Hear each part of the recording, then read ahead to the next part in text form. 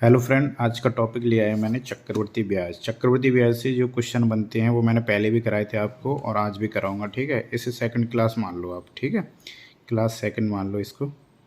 तो देखना कैसे कैसे क्वेश्चन लिखे हैं, बहुत अच्छे क्वेश्चन हैं, समझना। जैसे कोई धनराशि चक्रवृद्धि ब्याज से 3 वर्षों में 2400 तथा 4 वर्षों में 2520 हो जाती है तो उसका दर बतानी है हमें। ठीक है, ऐसे क्वेश्चन आते हैं आपको एग्जामों में मिल जाएंगे, देखना।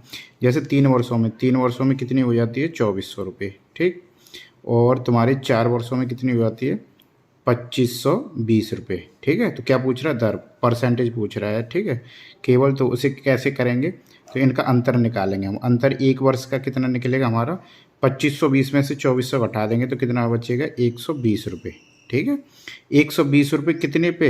2400 रुपये। इसी पे तो ब्याज मिली है हमें, तो केवल हमें दर निकालनी है और कुछ नहीं निकालना। दर निकालनी है तो केवल 120 कितने पे? 2400 पे मिली है। तो परसेंटेज आप निकालना जानते हो, 100 का मल्टीप्लाई कर देते हैं। ठीक है, तो यहाँ इससे काट देंगे 0 से 0, इससे ये 2 बार कट जाएगा और ये कितना हो गया? 20, मतलब 5%। ठीक, तो दर कितनी आ गई हमारी? 5%। ठीक है, जैसे अगला क्वेश्चन दे रखा है आपको, ये वाला दूसरा क्वेश्चन है। जैसे कोई धनराशि 4% वार्षिक चक्रवृद्धि ब्याज की दर से 2 वर्षों में 1352 हो जाती है तो वह धनराशि क्या है? मतलब हमें धनराशि का मतलब है जो हमारा मूलधन है वो बताना है कितना है। ठीक है, यानी कोई धनराशि 4% चक्रवृद्धि ब्याज की दर से 2 वर्षों में कितनी हो रही है हमारी? 1352।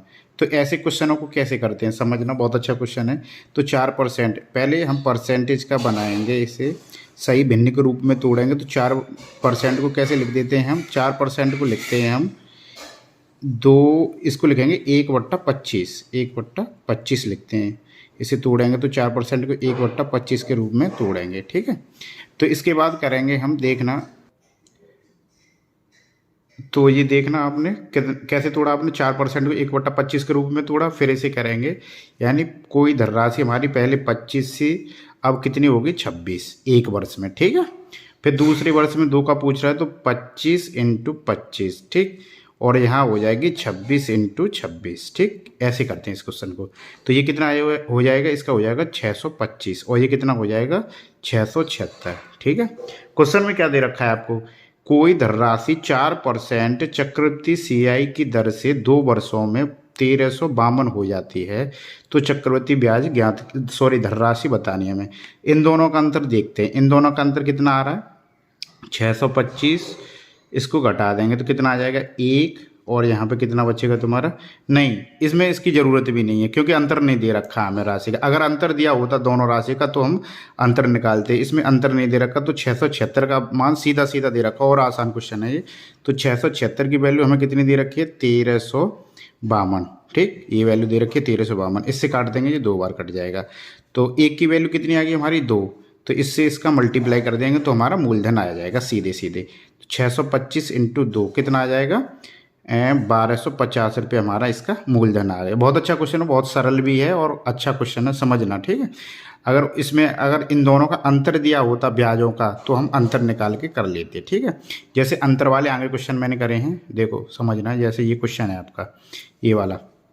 जैसे 2500 की धनराशि पर 4% वार्षिक ब्याज की दर से 2 वर्षों के लिए चक्रवृद्धि ब्याज व साधारण ब्याज में अंतर बताना है आपका। ठीक है, कितने रुपए पे? 2500 रुपये पे। देखो, मैंने आपको बताया था हर साल जो हमारा साधारण ब्याज है वो सेम रहता है। ठीक है, लेकिन चक्रवृद्धि ब्याज होता है हमारा हर साल सेम नहीं रहता क्योंकि उस पे ब्याज लगती है, तो इसीलिए वो चक्रवृद्धि ब्याज बन जाता है। ठीक है, तो कितना बनेगा हमारा? तो देखना आप, जैसे साधारण ब्याज होगा 2 साल का, हमारा कितना बनेगा? हर साल सेम रहेगा, चाहे 2 का हो, चाहे 4 का हो, चाहे कितने का भी हो। तो 2 साल का हमारा साधारण ब्याज कितना बनेगा?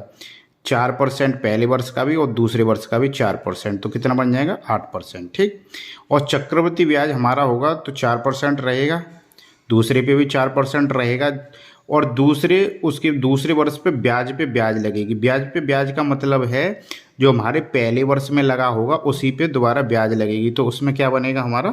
0.16% ब्याज बन जाएगी। ये कैसे निकाली मैंने? तो देखो, इसका एक तरीका मैंने आपको बताया था, एक फॉर्मूला है A + B + A × B/100। ठीक, इससे बन जाता है। तो इससे निकालेंगे तो कितना आ जाएगा हमारा 8.16% हमारी चक्रवृद्धि ब्याज आ गई 2 साल की, ठीक। और साधारण ब्याज 2 साल की कितनी है 8%। तो इन दोनों का अंतर पूछ रहा है हमें, साधारण चक्रवृद्धि ब्याज और साधारण ब्याज में अंतर पूछ रहा है। तो देखो यहाँ से ब्याजों में अंतर कितना बन रहा है, ये हमारी चक्रवृद्धि ब्याज है, ये हमारी साधारण ब्याज है, इन दोनों में अंतर निकालेंगे हम तो कितना बन रहा है 0.16% बनना है हमारा अंतर, ठीक है। तो इसका सीधा सीधा 2500 का अगर हम 16% निकाल दें, केवल 0.16% निकाल दें तो हमारा क्या आ जाएगा, हमारे पास चक्रवृद्धि ब्याज और साधारण ब्याज का अंतर आ जाएगा। वही पूछ रहा है क्वेश्चन में।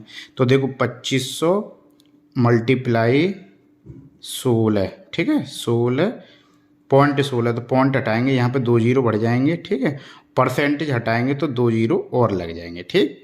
तो यहाँ से 2 जीरो से 2 जीरो काट दो आप, 25 चौका 100, 4 और 4 से ये 16 4 बार कट जाएंगे। तो हमारा 2500 रुपये का चक्रवृद्धि ब्याज और साधारण ब्याज में अंतर कितना आ गया 4 रुपये का, ठीक है।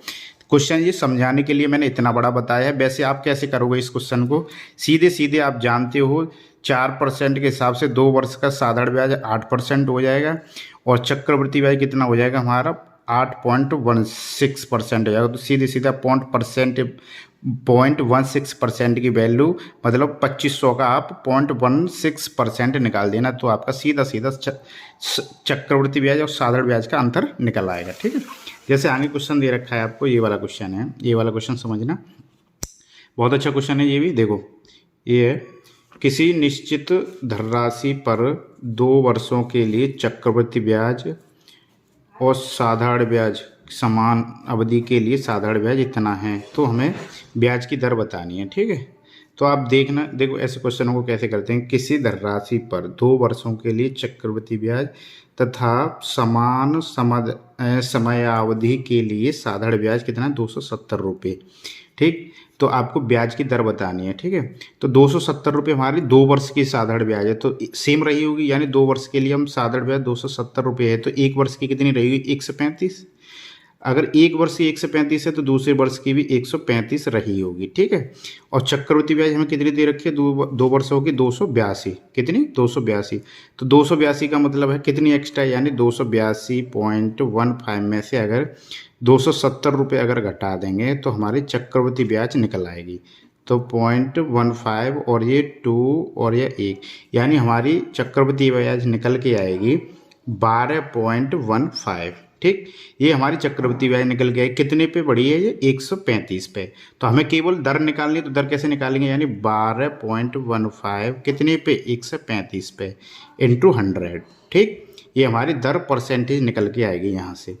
तो ये पॉइंट से 2 जीरो कट जाएंगे, इससे काट देंगे हम 15 से, 15 निम्मा 135, 15 8 120, 15 1 15, ठीक।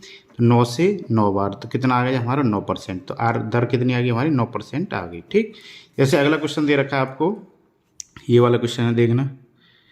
किसी धनराशि पर 2 वर्षों के लिए 10% वार्षिक ब्याज की दर से साधारण ब्याज व चक्रवृद्धि ब्याज नियोजित कर अंतर दे रखा है इसमें 65 रुपये।